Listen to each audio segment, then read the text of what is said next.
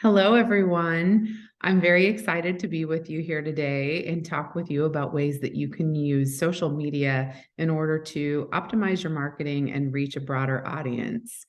My name is Mindy Borden, and I work part time as an occupational therapist here for the Champaign School District, but then also work as our chief content organizer for ShambanaMoms.com. We are a local website here around the central Illinois area of the state. And, we provide marketing opportunities and information for readers of all ages to follow along with. So it's been a really fun opportunity for me. I also, within the past couple years, have started handling both of my daughter's social media pages for sporting teams that they are involved with. So that has been a really neat addition for me to be able to handle social media in something that is very near and dear to my heart on a daily basis. So I hope that you'll bear with me for this next 45 minutes or so as we talk about ways that you can use some of these tools to reach your audience.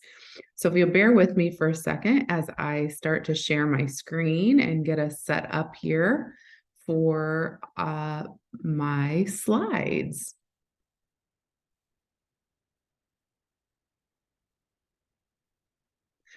So as I said earlier, we're going to talk today about boosting that Facebook presence with more than just posts. I think sometimes it's really easy to get caught up in generating the same type of post on a daily basis or weekly basis, however often you are posting on your social media channels. But it's easy to get caught up in the same thing day in and day out with your posts. And I'm kind of here to talk with you about how you can change that up and liven your page up a little bit. Uh, as I mentioned earlier, I am managing two of my girls' sporting websites here. And so this is a picture of my family, my husband, and my two girls. And I have a lot of fun with them. They're both involved in our local swim teams. And those happen to be the pages that I manage for actually both of their teams. So some of the information that you will hear me talk about today comes directly from my involvement with their social media pages. A few things that I want to make sure that we discuss today. I want to talk to you about, how some of this came to be for me and my involvement with managing Facebook pages. I want to talk to you a little bit about creating those attention-grabbing Facebook events, going live on Facebook, and why you should try it. I have a few helpful social media hints and tips. And then lastly, I want to welcome you to ask me questions at any time. I have my contact information at the end of this slideshow, and I definitely want you to feel comfortable reaching out to ask me any questions that you might have. I've been doing this for several years now, so I want to be able to answer any questions that you may have that arise during this presentation. So in thinking of ways that you can use Facebook to your advantage, it can be used for so much more than isolated post. Um, Change up your presentation method. If you are a person that always posts photos, provide a link to a pertinent article or a spotlight of your specialty area. If you are marketing your farms or events that take place in your area, share those posts and share those links of notifications that you receive through news stations or newspapers. People love to see that you've been noted in other publications. So I think that this is something that is really important, is just really working to make sure that you're posting a variety of content on your page. Maybe you want to look at reader polls, finding out what does your audience like and what gets them the most engagement and involvement with the type of materials that you're posting. I think that both of these options are very good in getting new traffic to your sites and getting people more involved with the information that you're trying to get out there to your audience. Asking your readers questions. What do they like? What do they want to see more of? You might be very surprised at some of the answers that you receive in terms of what type of content your readers are looking for. I also want to talk to you a little bit today about how you can use video. And I know it's one of those scary things that a lot of people think, oh, I don't know that I can do that. And I've always said my comfort level is definitely working with preschoolers. And that is absolutely where my comfort level lies in speaking with individuals. So I hope that you'll bear with me through this presentation today. So one of the first things that I think is really important that you can use in your Facebook and social media marketing is creating attention-grabbing Facebook events. This is something that I think cannot be stressed enough, the importance of creating these Facebook events for your audience. So I wanted to just give you a few tips, and then I'll show with you a Facebook event that I have created for a group in Southern Illinois that I have worked with. So make sure when you're creating your Facebook events that you set your privacy settings to public, if that's applicable. If this is an event that you want to get out there to the hands of many, many people, set those privacy settings to public, because then the more people that can get their eyes on that and show interest in your event, the more that event continues to grow and get out there to even more people. So I think that's extremely important. It's one of those little topics that can be easily overlooked, but it's very powerful in your marketing of your event. So making sure, if applicable, that you set that setting to public. Add as many details as you possibly can when you post that event. You'll find that people, as soon as you post your event on Facebook, start to notice it. And I think it's important that obviously you can always go back and edit your event, but I think as many details as you can have from the beginning is that much more powerful. So I think that if you have all of your information, your hours, your admission charges, if there are any, in all of that information up front, I think that is very important and can cause an impression on your reader and on your audience from the get-go. One thing that I can't stress enough is uploading a powerful cover image or real life photo. If you need any help with that, because Canva is, or image creation is probably not my strong suit. My friend Natalie Kenny Marquez is offering a Canva tutorial later this week or in this series. And I think that is something that is very important for people that are working on getting Facebook events and getting material out to their readers, is just being able to create attention-grabbing details and images.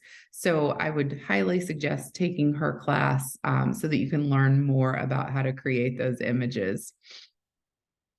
Another powerful aspect of your promotion through Facebook events: tag your co-host. I know that this is such an easily overlooked step, but it is one of those things that gives your co-host the opportunity to post within your event. It gives your co-host the opportunity to provide details that maybe you don't know or you don't have, or images that only a vendor that you are helping to promote at your event has. So I think that is something that is very, very important in creating your Facebook event, is tagging your co-host. It really does have a lasting effect that goes far beyond just the simple act that it takes to get that job done. Finally, I think giving your readers plenty of time to plan for your event. Sometimes I think we get busy in life, as is very easy to do, and we think, oh, well, I gave them a couple days notice, surely that's going to be enough.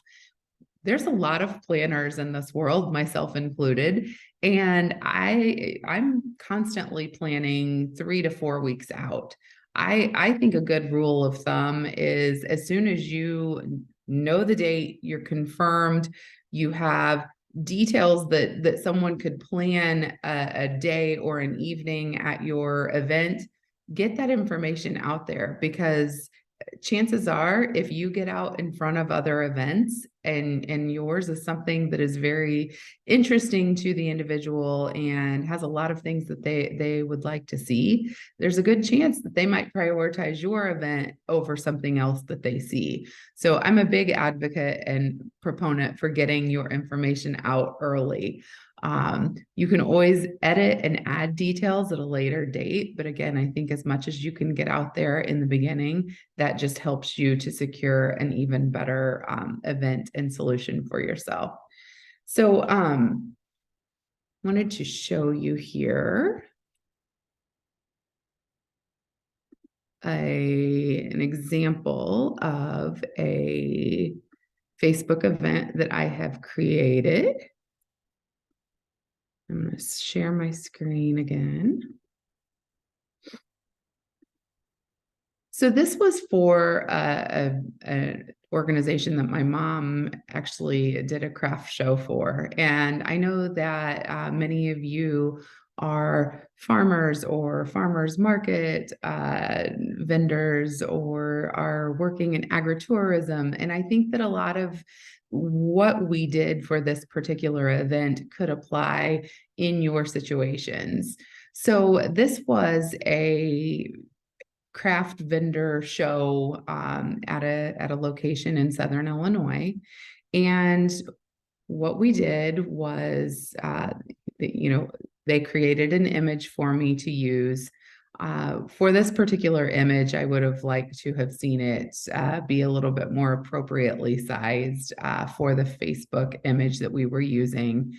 But we have the pertinent details. People know when it took place. They know the hours that it took place, the location. And we've said here in our details, we're shopping for Mother's Day. We're going to have these type of vendors. There's going to be food available. There will be specialized menu, drinks, etc. All of these options that someone needs to know in order to plan their evening. And then what I encouraged my mom and the other vendors to do for this particular event was to send me photos and to send me information about each particular vendor that was going to be in attendance at this event.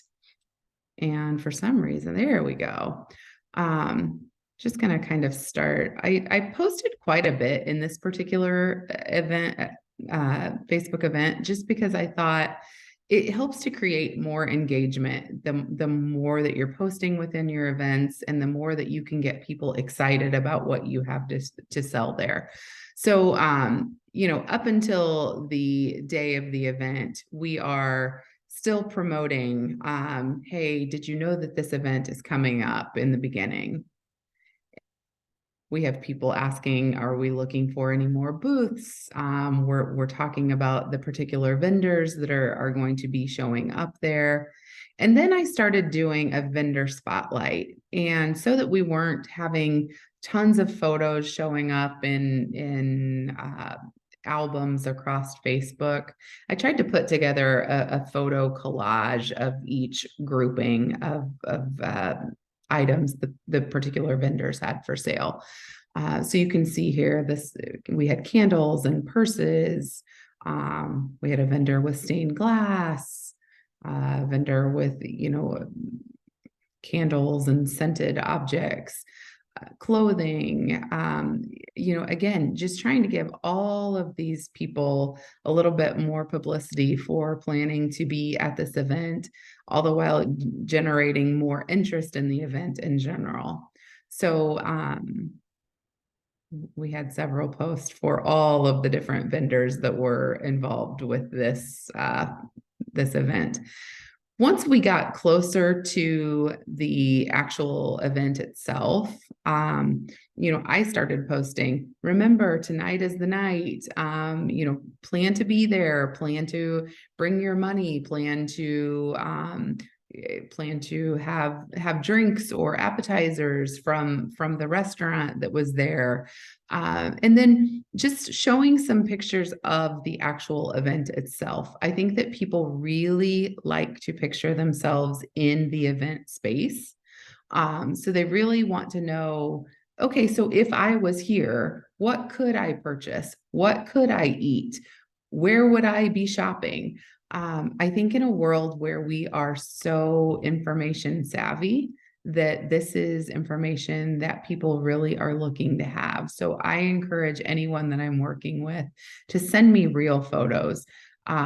Stock photos, while they may be pretty and they may look better than some of the photos that we take, I really think that these real images are the things that help us to picture ourselves in those spaces. I had a few pictures that I actually posted while the event was going on, just to remind people again, hey, this event is going on. Be sure to stop by. So, I think that these are just examples of ways that you can use that Facebook event tool in order to really get that word out there and highlight, in this case, an event that had many vendors and many different facets to the event that was going on. So I do think that that's really important. The other things that we run into and that I could envision, in a farmer's market situation or agritourism, are there credit cards or debit cards accepted? Do you take link cards? People want to know if cash is preferred. Stop by the ATM on your way to the event, or you could even list in there, while credit and debit cards are accepted, cash is preferred, or however that pertains to your particular event and situation. I think that you can use that information to your advantage to get it out there to your readers, and they're going to appreciate knowing that before they arrive. Another thing that we find very important, to know, and especially as parents, are there on-site restrooms? Or are we looking at a porta potty situation or things like that? I think, especially parents with young children, that's very helpful to know. Make sure to take a potty break before you arrive on location. So again, just all of that information that you can get out there, I think is so important.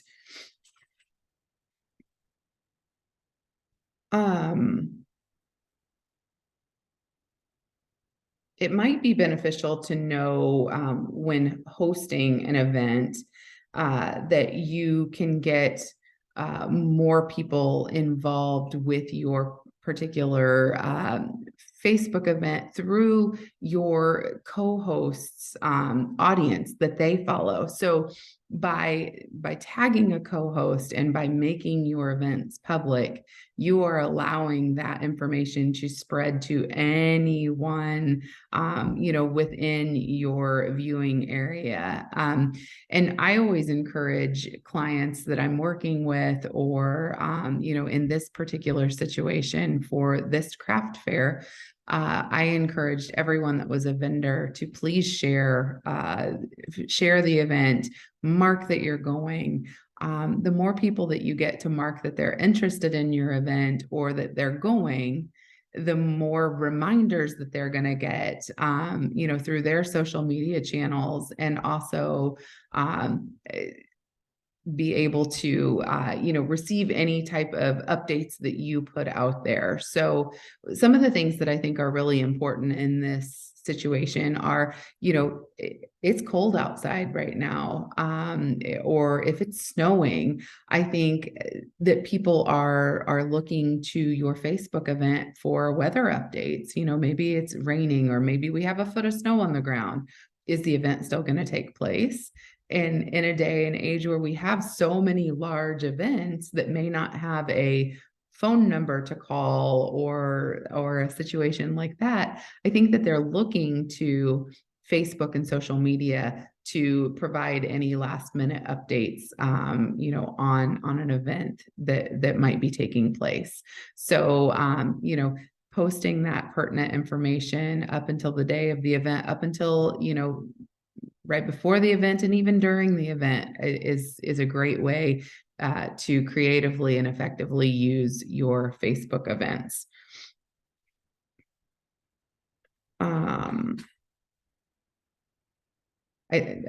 We've talked about posting routinely within your event under the discussion tab. And I think we showed your about tab right here where I'm toggling over. That is where you're going to give all those, basic details, the hours you're open, the, what you're selling or what musical event or activity that you're going to be working on.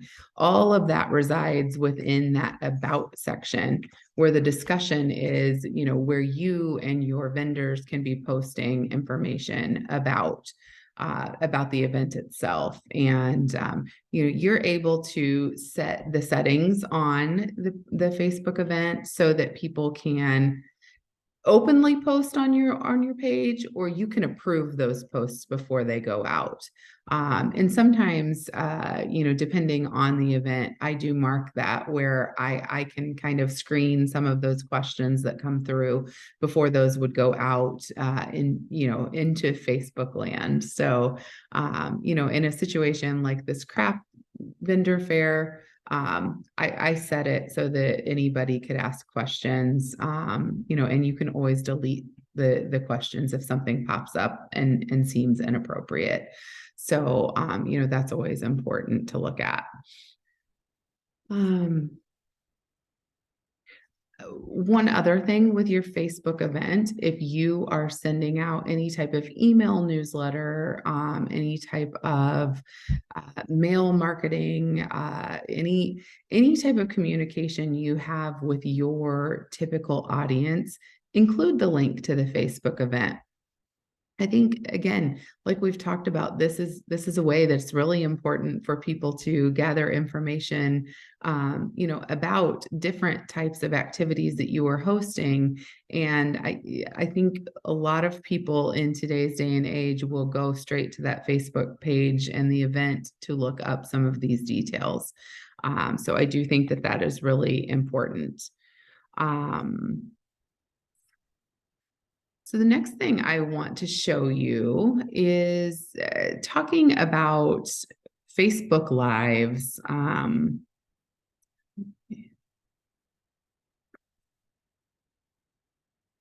Get back to my screen here. So Facebook Lives are really important, and not scary. I'm still telling myself that. They really are a great way to get information out to your viewing audience quickly and easily. They're beneficial for showing new products, highlighting important topics or events, interviewing, someone that has great knowledge on a topic. It's kind of like the computer is there's no limit to what you can do. So we're in a place now where we can be sitting in two different spaces and go live together, and don't even have to be in the same room, which is pretty cool. So some of the things that I think are really important when we're talking about Facebook Lives and why you should do this, consider your audience when you're planning your Facebook Live. And I think that this is so important. Look at what time of day and what day of week work the best for you, and especially for your potential audience. Working with parents and moms and dads of young children, a lot of times they're not able to tune in to anything we do until their kids have gone to bed. So if we want to create that live experience and have the capability of parents asking questions and possibly having their questions answered in real time, we really have to look at those hours of when they're not driving carpools, when they're not putting kids to bed, when they're not fixing dinner, all of those scenarios that we need to think about. But I contrast that with if we're talking about, topics that are of interest to local community businesses and agritourism, farming, farmers markets, we might be looking at an audience of people that go to bed earlier than parents staying up with their children. My dad is a farmer in Southern Illinois, and he is ready to go to bed at 8 o'clock every night. And I know this about him, and I appreciate it about him very much. But he's up at 4 a.m. and he knows never to call me at 4 a.m. because I'm definitely not up at that time with young kids. So I definitely think that is something that is super important, is making sure that you know who your audience is and what time of day works best for them. I do think that that being said, it's also important to note that the effort you put into the Facebook Live and the time you put into the Facebook Live will far live beyond the time that it takes to record. So while we're really trying to plan for that time when you can get most of your audience there, that Facebook Live is going to live on your page and be able to be accessed well after your Facebook Live occurs. So for example, one of our daughters participates on a club swim team, and it was really difficult this year to be able to figure out when to get all of the parents together to talk about logistics of the season and sign up and registration and how you get equipment that you need and things like that. So we decided that we would do a Facebook Live with our coach in one setting, and then we pinned that chat to the top of the page so that anytime a new child decides to join our team mid-year, or a parent says, "Hey, I really have a question about ordering equipment," we can say, did you get a chance to go back to the Facebook page and watch that chat? So even though it happened in real time, maybe 2 or 3 months ago, parents still have access to that same information today, and can still actually even answer or ask questions in the chat, Facebook chat, and we can come back and answer those at a later date and time. So I definitely think that we're finding that more things, as people are getting busy again and having many things to run to and from, that is a really nice option of being able to, get your information out there and have it live on well beyond just the 40-45 minutes we have here, to have an interaction with one another.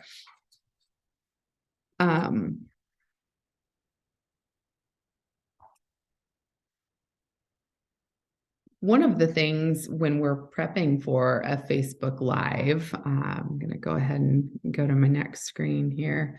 Have a Facebook Live bag, and yes, I really have one, and I can't do a Facebook Live without many of the pieces of equipment that are in my bag.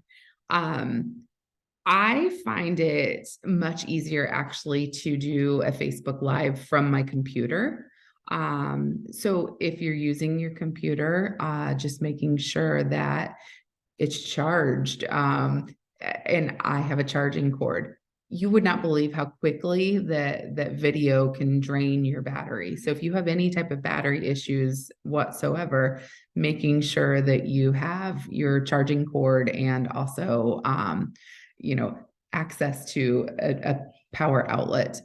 I have done some Facebook Lives from my phone, but I definitely find that you want to either have a tripod or a stabilizer. We did one particular Facebook Live out on location at a horse farm, and I was walking around with my tripod, getting eaten by mosquitoes and trying to keep the camera as steady as I could, while having many mosquito bites. I came home and my legs were very very swollen after that night.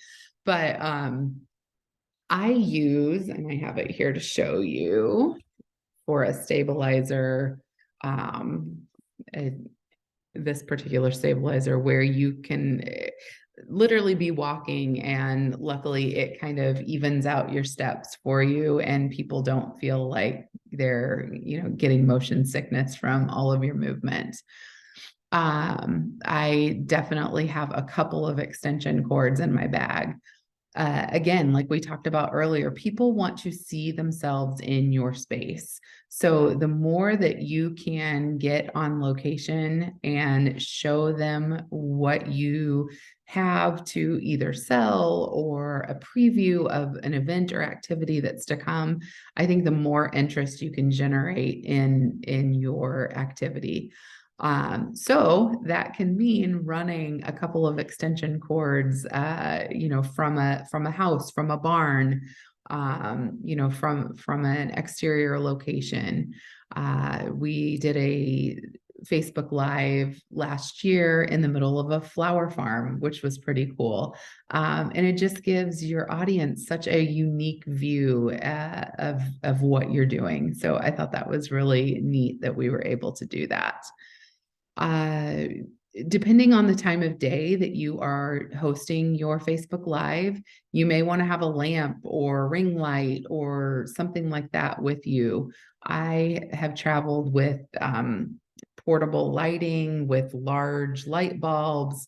In I think if you're in a darkly lit or, dimly lit situation, it's really important to have something with you that can kind of illuminate your space. I think it's really important to have a backup person kind of managing your behind the scenes happenings. This is usually the role that I play in a lot of our chats. So I'm not typically forward facing when we go live, but I kind of manage everything from the back end. And you know posting relevant information about something that maybe came up, in your chat. Maybe you're talking about sunflower fields and you have a link to, a sunflower maze or something that has happened at your field that you're talking about. Well, I can go and I can find that information and be sharing that in the chat, so that you have information and your audience can be looking at that and think, oh wow, I didn't know that, I could go there and do all of these fun things. And again, like I said, that information lives on well after the chat, so people can click on that and have more reasons and opportunities to want to seek out your activity. So I always carry with me a whiteboard or something to write on, lots of dry erase markers, just so that I can keep track of questions that come in. I think it's really important, to have access to a way to track these, because, on some events that we have chats on, we have questions coming in throughout the entire evening. And I really want to make sure that, the audience's voice is heard and that those questions are answered.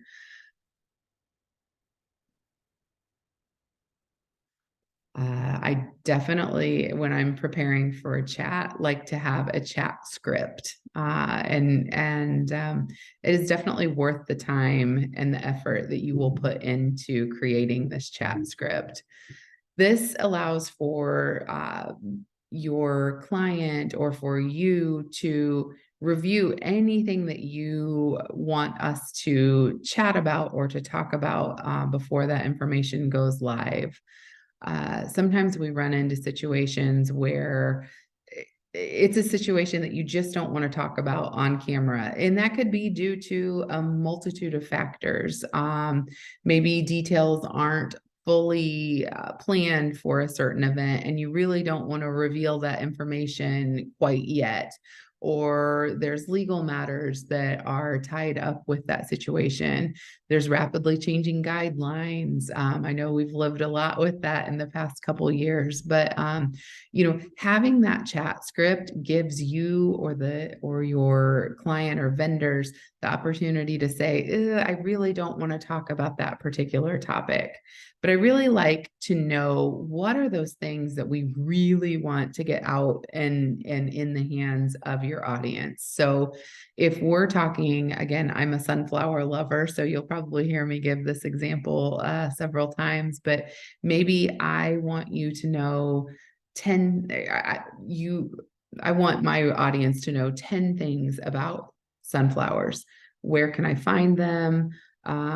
What season they grow in, how to best store or preserve them, what vases they look the best in, or what flowers I should pair them with.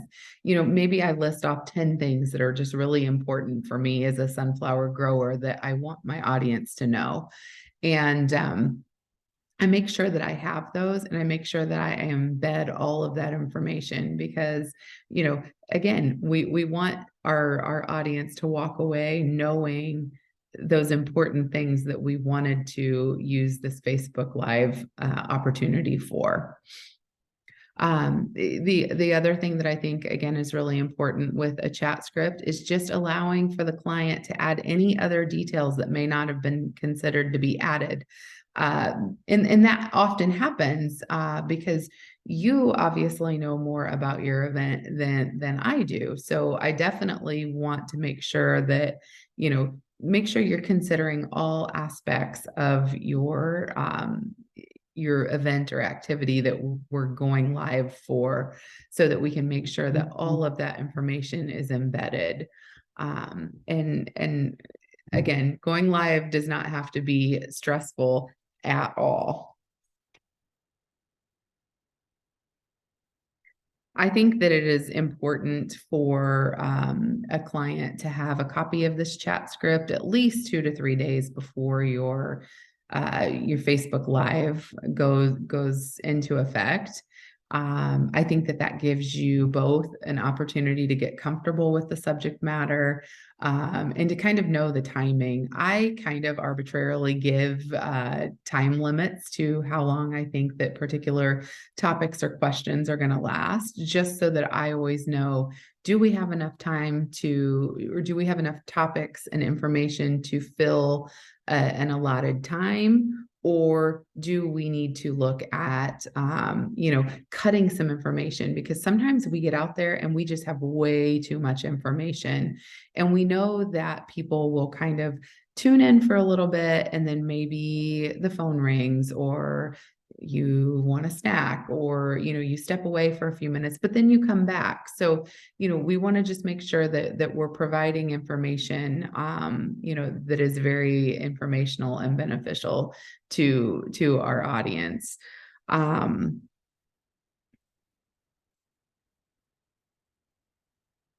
We have done, I try to think of situations of chats that we have done in the past. And like I mentioned before, we've done a chat in the middle of a flower field. I've done a chat in a horse barn.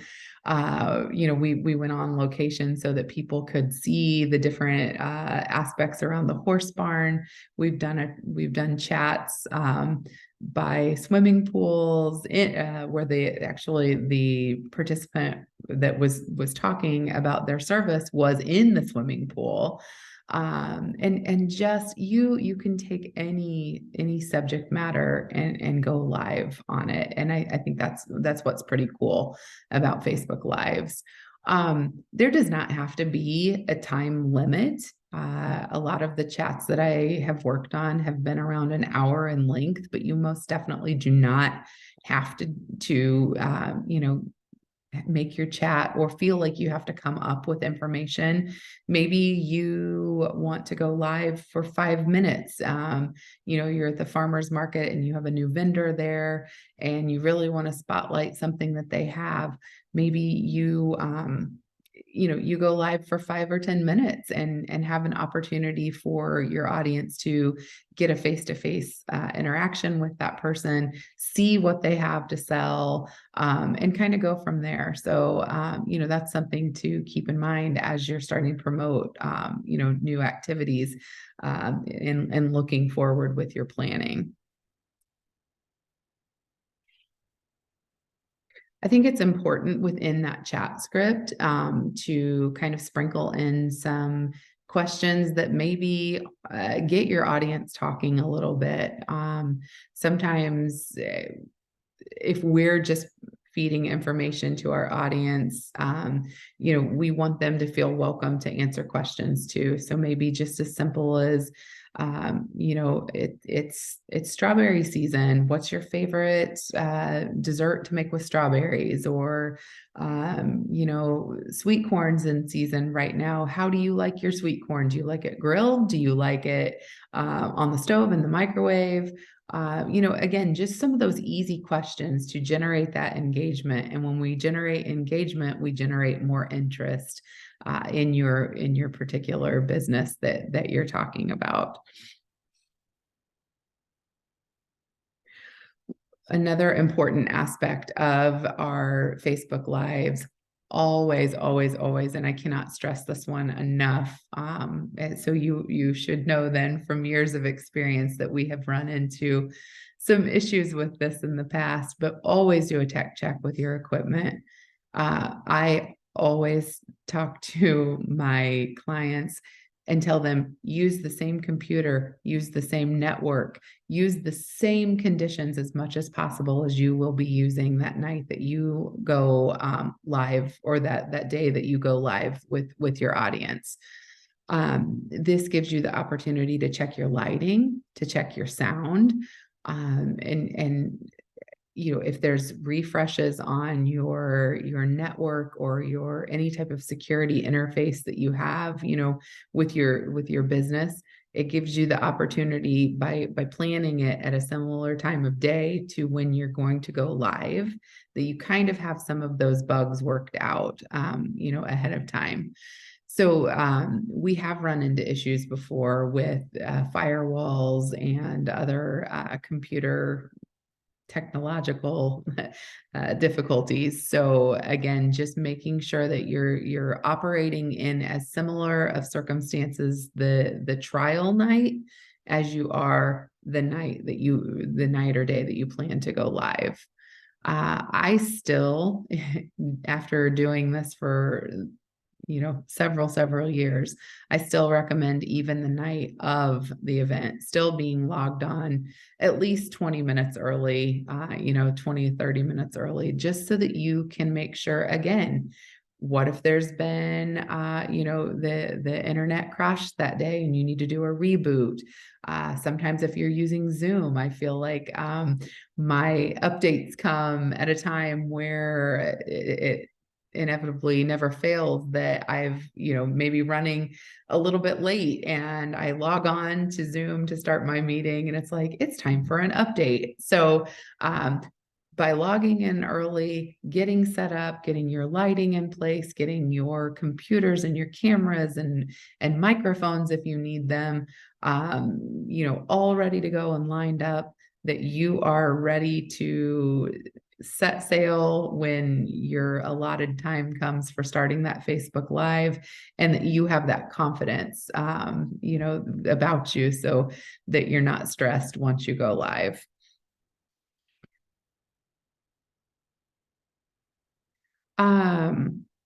Another aspect of Facebook Lives that we find is that people are extremely motivated by prizes or opportunities that they can receive from participating in your chat. We always like to see that engagement grow and develop throughout the Facebook Live. And sometimes, offering a gift card to your event, or offering maybe a special experience. Maybe they're the first person that gets to shop at the farmer's market that year, or they win a bouquet of flowers, something special. Everyone loves that feeling of winning, or knowing that they have the opportunity to win a prize. So I do think that that is something that we find, that if there is some type of incentive for participating in the chat, that a lot of people are extremely motivated by that. It also gives you a potential another face-to-face interaction opportunity with your clients, by being able to meet with them in person, or maybe they stop by your business in order to claim their prize. So, another opportunity just to kind of have that interaction with your clients and your prospective audience. If you have questions that come in during the chat, you can definitely go back later and answer those if you're not able to reach all of them during the chat. And sometimes we do run into situations where, if we're trying to keep our chat to a certain time, maybe 30 minutes or an hour, that we just cannot answer all of those questions. But the nice thing is, you can go back and, maybe someone says, hey, I really want to know who has the best baked bread in town, or how would you recommend that I find a certain vendor. You can go and actually enter that information in those comments later, after the chat is already over, and they'll still receive a notification that you acknowledged them and responded to their information. You may be surprised at some of the questions that come through on your Facebook Lives. I think that sometimes we take for granted, some of the basic knowledge that some of our audience doesn't have. So I think as explicit as you can be in answering your questions and providing that initial information, kind of like we talked with the Facebook events, providing all of that information out front.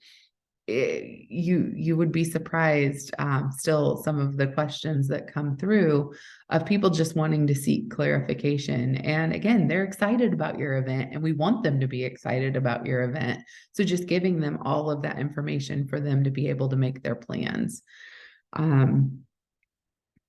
And I think, and just finally, one other way of using Facebook and using your social media is just as a way to be able to recognize and thank sponsors, thank vendors, thank prospective clients that you have, by tagging them, or by sharing photos or information about them on your Facebook page. With some of the sporting events activities that I do, we thank our sponsors on our page, just to give them that public shout out and recognition. And especially when shopping local, playing local, eating local, all of those things are so important, to us in a small community. We just want other local businesses to get all the love that they can get as well. So I think that is really important, and it's a great tool and method of using Facebook to benefit, other small organizations in your community as well. Finally, just some tips that I want to leave you with today. I feel like our time has gone by really quickly. Repetition is not necessarily a bad thing. So when you're looking at some of the posts that you do, social media has its own algorithms and ways that it shows the information that you post. So even though you feel like you may have posted so much about one particular upcoming event, I may log on to your Facebook page, or I may, if I'm only looking at my news feed that comes through, I may only see one post, if that you make. So I think that repetition of an upcoming activity is really beneficial to you in the end. You may change it up with different photos, or find similar ways of sharing that information. But being able to get that out there and knowing that you've done all that you can to help promote your events and activities. Again, use real life photos. I can't stress that enough. People want to see, show me those cinnamon rolls, show me your homemade pizza, show me your sunflower bouquets, give me all the sunflowers.